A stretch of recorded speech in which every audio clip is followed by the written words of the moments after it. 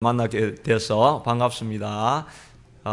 제 얼굴에 여기 까만 게 이렇게 있어가지고 제 딸이 Daddy, you looks like 짜장면 소스 on your face 이렇게 하는데 이게 왜 이렇게 생겼느냐니까 이게 저기 제가 아는 분이 제가 물혹 같은 게 여기 조금 있었거든요.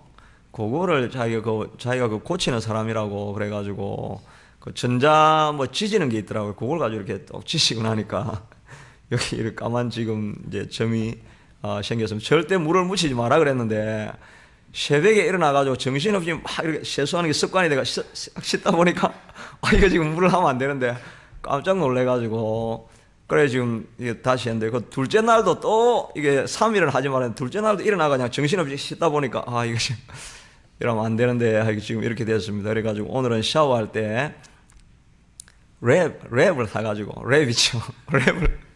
랩을 제 얼굴에 이렇게 사가지고 하나님이 주신 지혜지요. 랩을 쫙 사니까 숨을 못 쉬겠더라고요. 잘못하면 죽겠다 이렇게 했는데 이걸 구멍을 내가지고 이걸 랩을 해가지고 이렇게 샤워하니까 그게 되더라고요. 이렇게 참 하나님이 주신 지혜가. 여러분 기도를 많이 해주셔가지고 예쁘게 나오게 잘 이렇게 해주시기 바랍니다. 별로 아멘도 안 하시네. 크게 좀 아멘.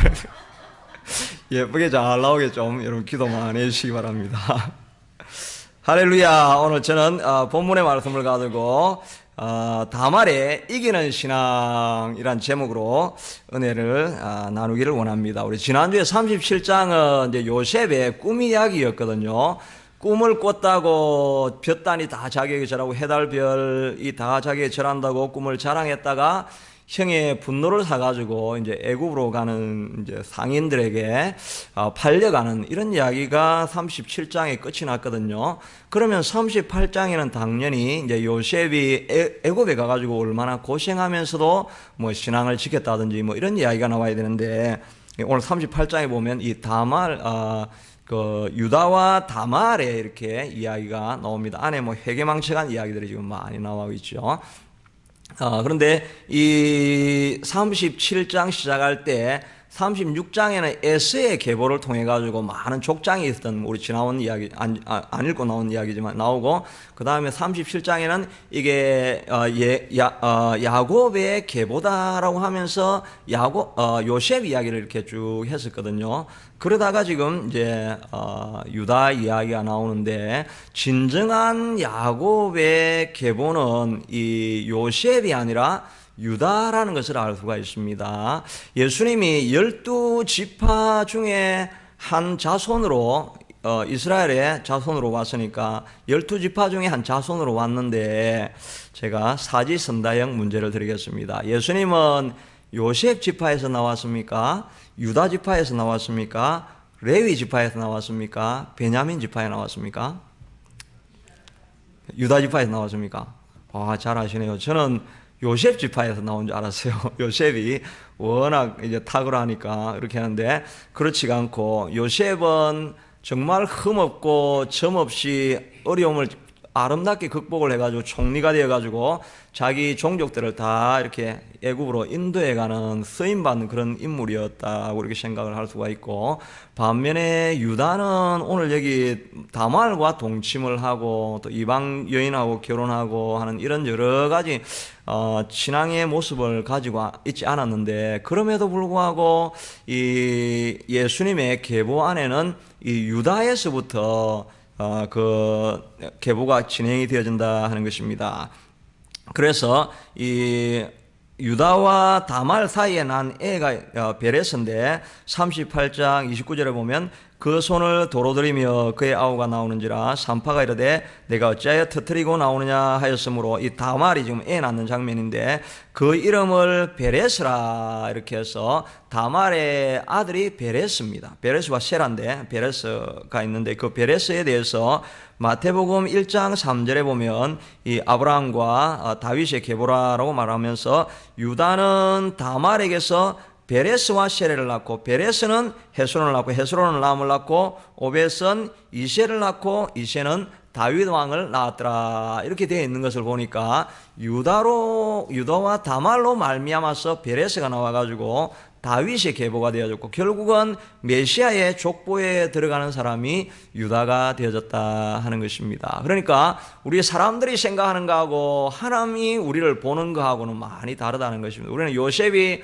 탁월하고 정말 이렇게 찬란한 전설과 같은 이런 신앙을 가졌으니까 하나님은 이 사람을 특별히 사랑하고 유다와 같이 이렇게 흠 많고 모자라고 부족한 자를 오히려 쓰지 않을 것 같은데 하나님은 언제나 약한 자를 들어서 일으키시는 하나님이기 때문에 그런 자라도 하나님께서 사용해 주신다 하는 것을 늘 생각하셔야 된다는 것입니다. 그러니까 우리가 아무리 연약해 보이고 모자라 보여도 여전히 하나님은 약한 자를 들어서 사용하신다 하는 것입니다. 그리고 우리가 때로는 큰 일을 하지 않더라 할지라도 작은 일, 조그만 일을 섬기는 것, 이것도 하나님께서 깊이 생각하시고 그것을 통해서 큰 일을 이루어 주시게 된다 하는 것입니다. 우리가 1888년도에 제너럴 셔먼호를 타고 토마스 선교사가 이 한국에 대동강으로 들어오다가 그때 이제 쇄국 정치를 쓰고 하니까 그 배가 마침 자초가 돼가지고 오도 가도 못할 때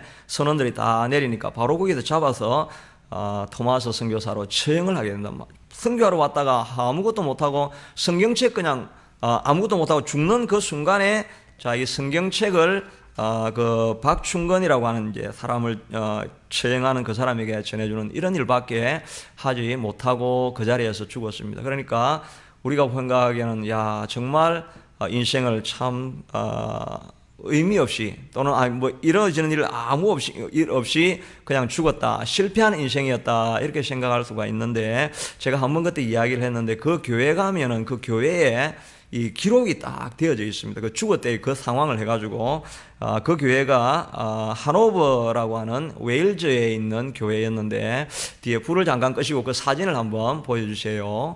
이 하노버 교회가 바로 이 교회가 이 동네가 지금 한 인구 150명밖에 안 되는 이제 작은 그 동네인데 지금은 저기에는 이제 교회는 하지 않고 그냥 기념하는 교회로만 이렇게 섬기고 있습니다. 그런데 저기에서 목회했던 분이 토마스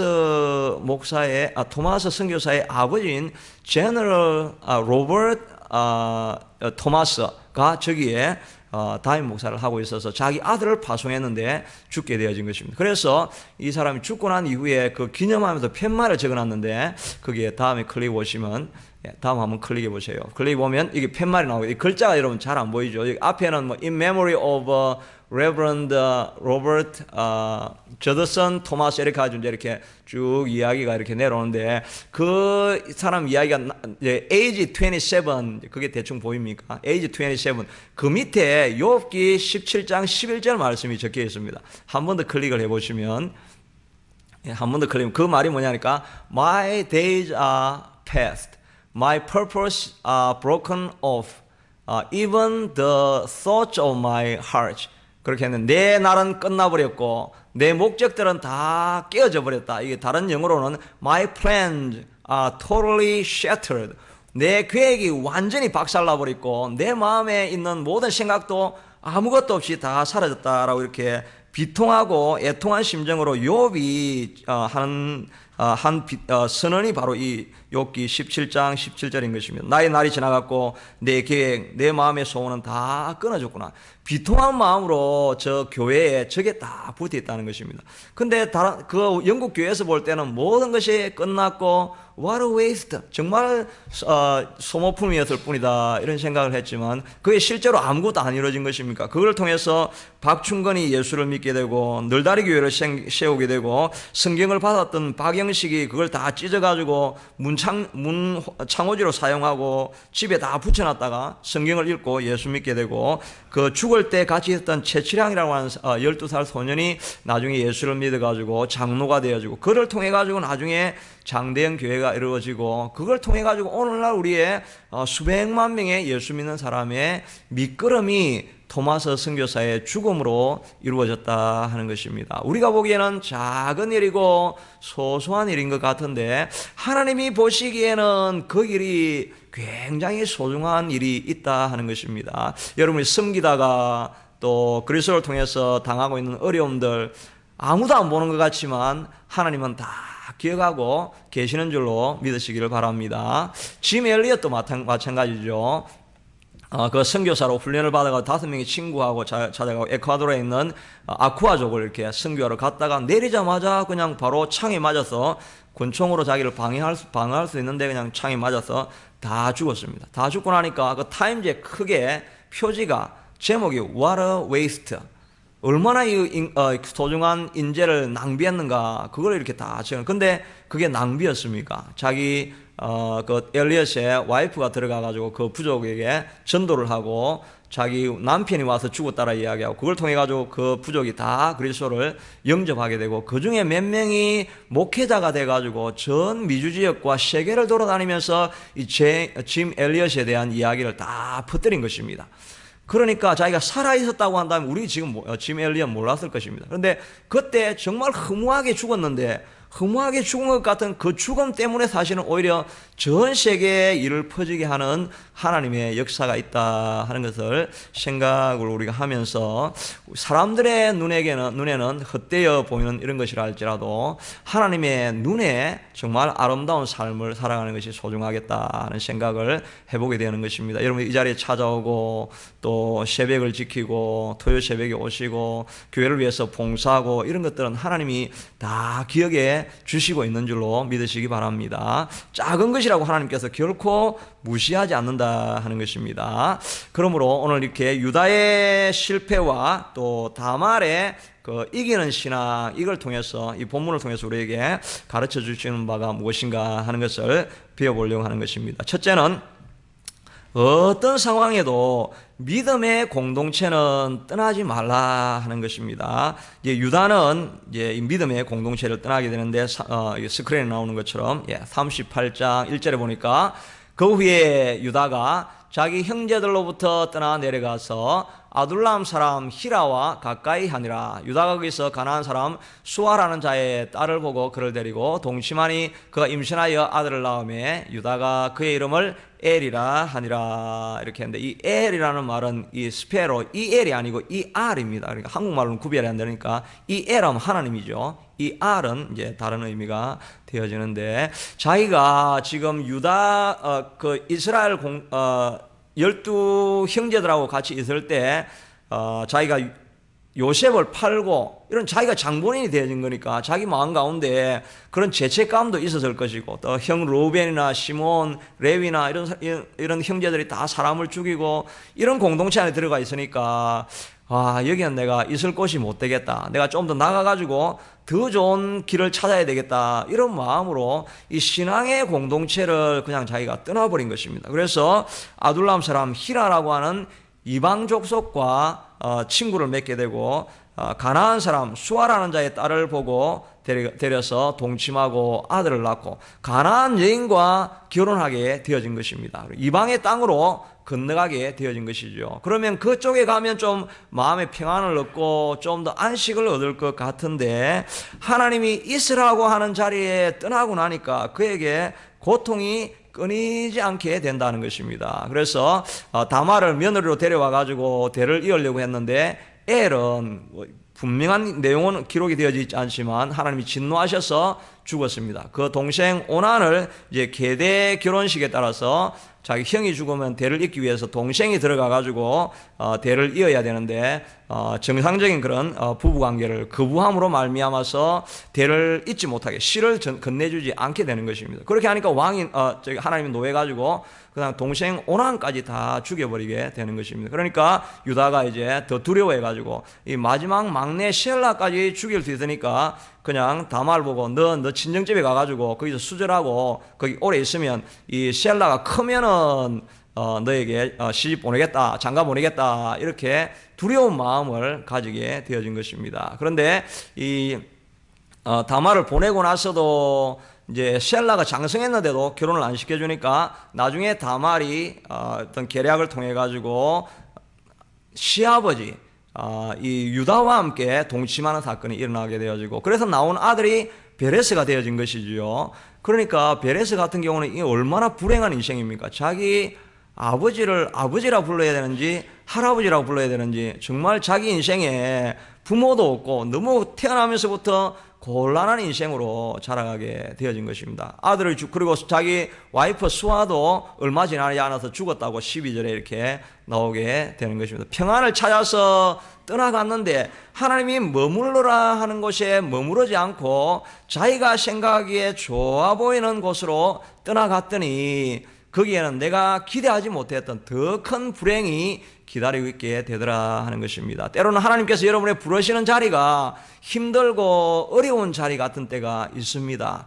그럼에도 불구하고 하나님이 머물러라고 하는 자리, 하나님의 말씀이 있는 자리에는 거기에 머물러 있어야 하나님의 영광을 거기에서 볼 수 있게 된다 하는 것입니다. 우리가 룻기서에도 본 것처럼 나오미도 흉년이 들었다고 해서 고통이 찾아왔지만 그 자리에 있으면 하나님께서 길도 보여주시고 해결책도 보여주시고 알 수 없는 방식으로 새로운 공급이 충분히 올 수 있음에도 불구하고 자기 생각에 모압 땅이 좋아 보니까 거기 갔다가 남편 잃고 아들 잃고 불행한 길을 가게 되는 모습을 보게 된다 하는 것입니다. 하나님께서 머물러라 하는 곳에 머무를 수 있게 되기를 바라는 것입니다. 저도 옛날에 사회 갈 때 여러 가지 참 어려움들이 많이 이제 부교육자들 사이에 참 이게 좀 말도 안 되는 그런 어려움들을 제가 좀 많이 이렇게 겪고 이렇게 해서 그래가지고 이걸 이제 그만둬야 되겠다 이런 생각을 했는데 그런데 그만두지 않고 하나님 앞에 나아가서 답답한 심령을 기도하고 토하고 하나님 앞에 외치고 하나님 앞에 부르짖고 하니까 그런 고난이 없었으면 경험하지 못했을 하나님의 풍성한 은혜가 찾아오는 것을 경험하게 되어진 것입니다. 그러니까 하나님께서 있으라고 하는 자리에 고난스러운 자리지만 있으라는 하는 자리에 있어야 될 이유는 그것을 통해서 그것이 아니면 경험할 수 없는 하나님과의 새로운 관계와 하나님의 새로운 영적인 복을 주기 위해서 그 자리에 머물러 있으라고 우리에게 부탁을 해주시는 것입니다. 그러니까 힘들어도 그때 하나님 앞에 더 가까이 나아가서 붙드는 것이 필요하다 하는 것입니다. 다윗도 사울에게 쫓겨가지고 처음에는 너무나 황급하게 해가지고 바벨론의 왕 가드에게 찾아가가지고 도움을 구하니까 저 사람 골리앗 죽인 사람이다 하니까 겁이 나서 미친 채 하다가 겨우 도망 나온 데가 이제 아둘람 동굴이었습니다. 아둘람 동굴에 있다가 자기가 생각하기에 자기 부모들이 이제 찾아오니까 부모를 모압 땅에 맡겨야 되겠다 해가지고 국경을 건너가지고 모압 땅으로 건너가게 됩니다. 이 모압에서 왜 다윗을 받아줬느냐 하니까 자기 여러 대 어머니가 할머니가 누구였냐 하니까 바로 룻이었죠. 룻이 바로 모압 땅에서 온 여인이었습니다. 그러니까 이 모압이 어느 정도 다윗하고 관계가 있는 것입니다. 그래서 왕이 받아줘가지고 거기서 머물고 있으니까 사무엘상 22장 3절에 보니까 선지자 갓이 다윗에게 이르되 이 요새에 있지 말고 떠나 유다 땅으로 들어가라. 다윗이 떠나서 헤레 수풀에 이르니라. 선지자가 찾아와가지고 여기는 너가 있어야 될 땅이 아니야. 이건 약속의 땅이 아니니까 약속의 땅으로 들어오라. 그 해서 들어간 데가 헤레 수풀인데 이 헤레 수풀은 헤브론 근처에 있습니다. 그러니까 그 이스라엘의 센터에 있는 광야입니다. 그러니까 이 사울이 찾아서 죽이려고 하면 언제든지 찾아올 수 있는 굉장히 위험하고 힘든 장소 있을 때 안전하지 않은 장소와 같은 장소가 이 헤레 수풀이었다는 것입니다. 그런데 하나님이 이 다윗을 모압에 있지 말고 위험하지만 내가 있으라고 하는 장소에 있으라고 말씀해 주신 것입니다. 그렇게 하니까 사울이 노해가지고 그 노업에 있던 다윗에게 골리앗이 칼을 주고 이랬던 그 제사장하고 80명을 70명을 그 자리에서 그냥 다 죽여버리는 이런 위협이 일어나게 되죠. 그 다음에 하길라에 있을 때 도와주니까 또 사울이 와서 찾아와서 공격을 하고 이렇게 그 바로 삶과 죽음 간의 한발이라라고 이렇게 고백을 하면서 위험하고 어려운 상황에 있는데도 하나님은 여전히 밖에 있지 말고 어려움이 있어도 내가 머무는 자리에 있으라고 하니까 아무리 사울이 찾아와도 다윗을 결코 잡을 수 없게 만들어주시게 되더라 하는 것입니다. 가장 안전한 곳은 내가 보기에 좋은 거기가 안전한 것이 아니라 하나님이 있으라고 하는 곳이면 아무리 어렵고 힘들어 보이는 곳이라 할지라도 그 자리에 하나님께서 은혜가 임하고 하나님이 우리를 돕고 하나님이 그 안에 특별한 섭리가 있게 된다 하는 것입니다. 그래서 다윗은 거기서 배워가지고 시편 23편을 적을 때 내 원수의 목전에서 내게 상을 베푸시고 내 머리에 기름을 바르신다는 이 고백을 할 수 있게 되어진 것입니다. 만약에 다윗이 원수 앞에 있었지 아니하다고 한다면 사울 앞에 있지 않았다고 한다면 어떻게 이렇게 원수 앞에서도 내가 이렇게 평안을 누리고 지낼 수 있는 이 하나님 앞에 거하는 복을 그 경험들을 어떻게 할 수 있었겠습니까? 그런데 하나님이 있으라고 하는 곳이 있으면 하나님께서 특별한 계획 가운데 우리에게 놀라운 또 가르침을 주시게 된다 하는 것입니다. 우리가 기도하는 자리 또 예배하는 자리 또 하나님이 부르셔서 사역하게 하는 자리가 있다고 한다면 힘들지만은 그 자리에 내가 하나님이 부르시면 가겠습니다 라고 하는 마음으로 나아갈 때 하나님께서 복을 넘치게 부어주시게 될 것입니다. 다윗이 이제 이렇게 오래 이렇게 피해 다니는데 피해 다니다가 이제 사무엘상 27장에 보면 이 마온 광야에 있어서는 어떤 일이 있었냐니까 또 사울이 잡으러 온 것입니다. 잡으러 와가지고 이 다윗이 밤에 몰래 내려가가지고 물병하고 창을 가지고 이렇게 나오죠. 그래가지고 멀리 산에 올라가가지고 사울 임금님 보십시오. 내가 어젯밤에 당신을 죽일 수 있었는데 이 물병하고 창만 가지고 내가 지금 여기에 올라와 있습니다. 내가 당신의 목숨을 살렸습니다. 이렇게 하니까 이제 사울이 회개를 합니다. 다윗아, 네가 의인이고 나는 정말 죄인이다. 내가 정말 부족하니까 너는 정말 진짜 앞으로 왕이 될 것이다. 이렇게 했으니까 다윗이 이제 그러니까 사울이 회개를 하고 돌아가니까 조금 마음에 이제 안정감을 가지고 거기 있어야 될 것 같은데 희한하게 사람이 마음이 원수가 힘을 잃을 때 긴장이 쫙 풀릴 때 엉뚱한 선택을 하게 된다는 것입니다. 그래서 27장 1절에 보니까 다윗이 그 마음에 생각하기를 내가 후일에는 사울의 손에 붙잡히리니 블레셋 사람들이 땅으로 피하여 들어가는 것이 상책이로다. 사울이 이스라엘 온 동네 영토 내에 다시 나를 찾아다니다가 단념하리니 내가 그의 손에서 벗어나리라. 이제 사울이 회개하고 이제 돌아가서 안 죽일 수 있는 이런 상황이 됐는데 자기가 마음에 아무래도 이제 못 있겠다. 이제 진짜 우리 표현대로 sick and tired. 너무 오랫동안 이렇게 하다 보니까 처음에는 우리가 긴장감을 가지고 막 있는데 고난이 너무 오래되다 보면 사람들의 마음이 이제 지치기 시작하는 거죠. 지쳐가지고 이제는 더 못 있겠다. 여기가 실장소가 아닌가 보다 하고 이제 다시 그 바벨론 바벨론 왕이 아니고 블레셋 왕에게 다시 찾아가 가지고 신하가 되겠습니다. 이렇게 이야기하니까 병사 600명을 데려오니까 블레셋 왕이 그걸 받아주게 되죠. 받아줘가지고 시글락에 가 있게 되고 그러다가 나중에 동족하고 전쟁을 하는 이런 상황에 있으려고 하다가 다시 돌아가 보니까 아말렉이 와가지고 자기 온 처자와 가진 것을 다 잃어가지고 큰 위기를 만나는 그런 상황을 만나게 되어지죠.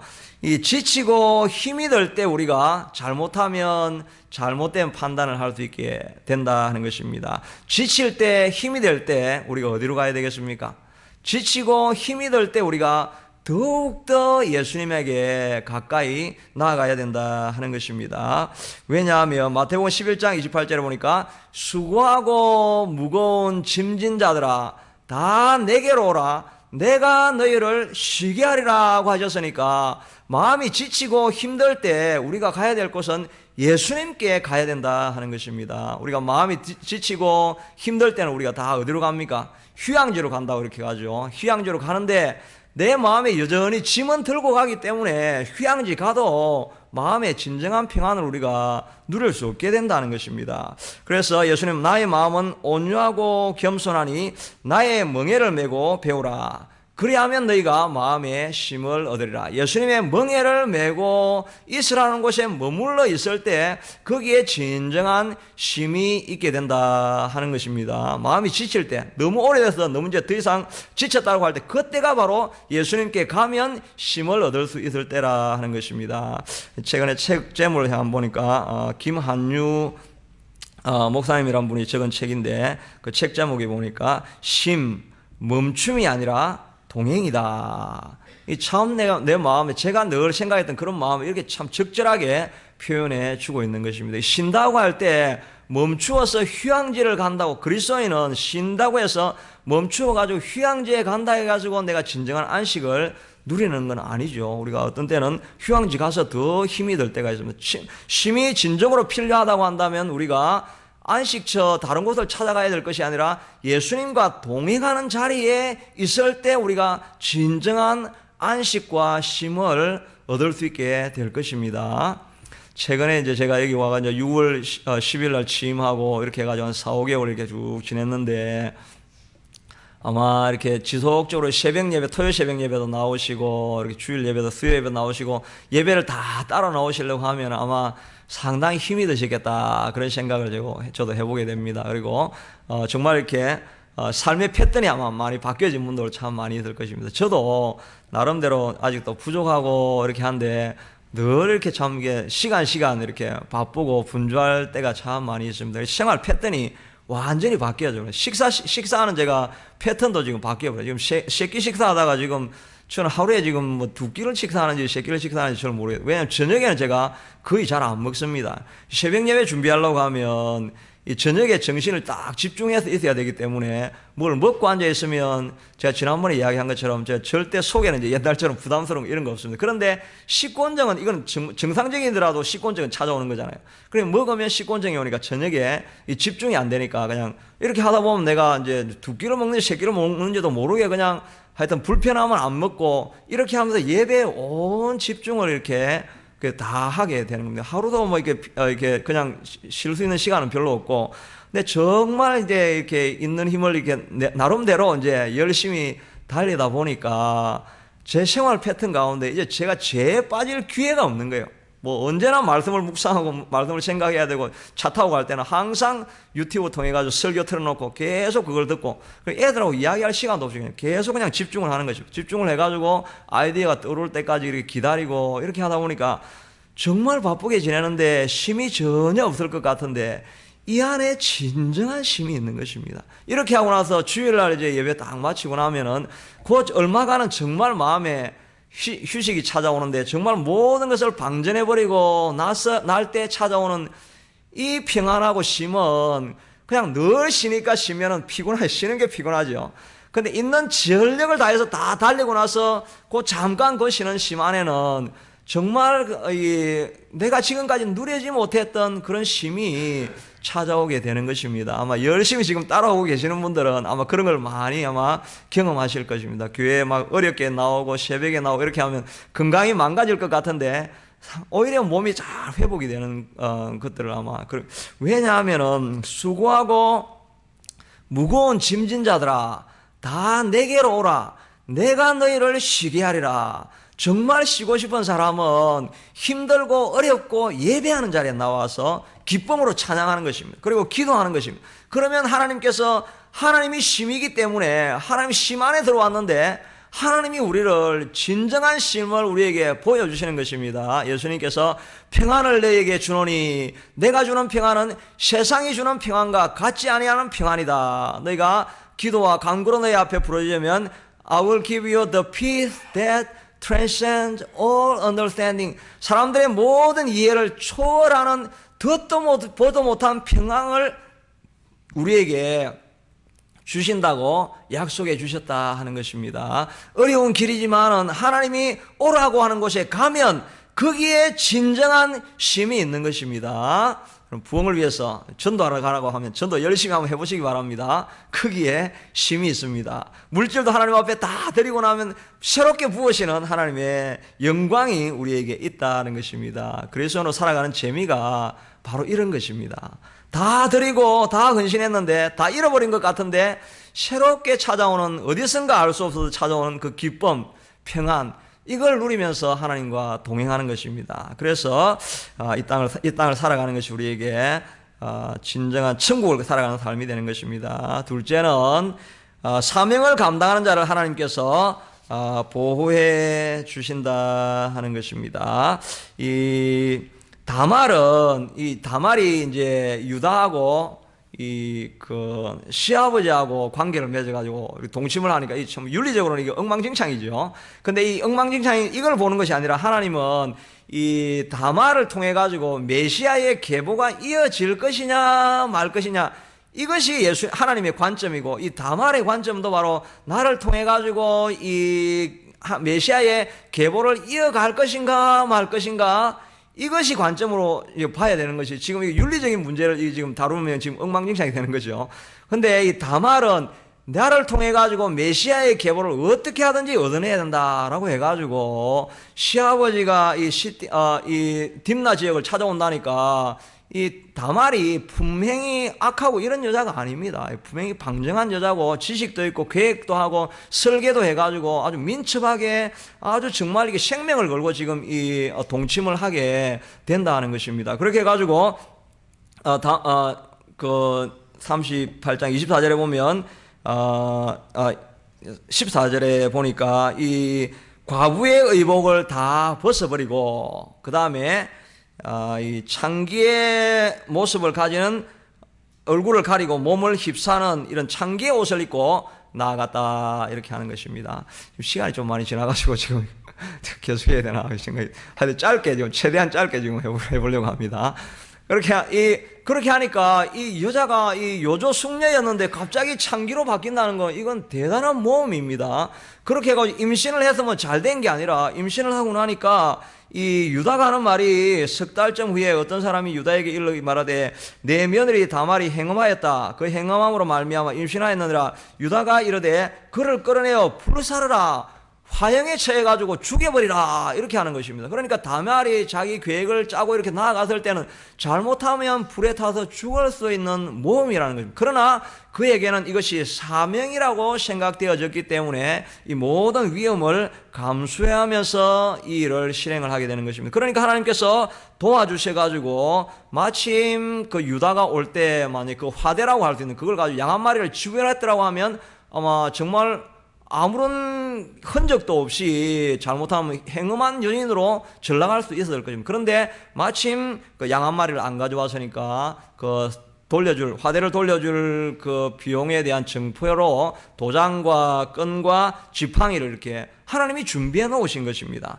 적극적인 마음으로 또 유다가 동침할 수 있게 하셨고, 한 번 동침했는데 임신할 수 있는 이런 과정을 통해 가지고 하나님께서 모든 것을 준비해 주시고 있다 하는 것입니다. 생명을 걸고 하나님의 맡겨진 사명을 하려고 하면 하나님이 모든 필요한 길을 열어주시게 된다는 것입니다. 이 사도 바울도 이 루스드라로 찾아갔는데 유대인들이 찾아와가지고 돌로 쳐서 막 죽은 줄 알았다고 했습니다. 그런 죽은 줄 알았는데, 죽은 줄 알고 성 밖으로 끄집어내었는데 제자들이 다 둘러서가지고 이제 죽은 줄 알고 장사를 지내려고 했는데, 사도행전 14장 20절에 보면 바울이 일어나서 그 성에 들어갔다가 이튿날 바나바와 함께 더베로 다시 가서, 돌에 쳐서 죽은 줄 알았으면 깨어나도 온몸이 만신창이가 되어 있었을 텐데 금방 일어나가지고 다시 루스드라로 들어가고 그 이튿날에는 더베로 가고, 이런 여행을 할 수 있다는 말은 돌에 맞아서 온몸이 상처가 있었지만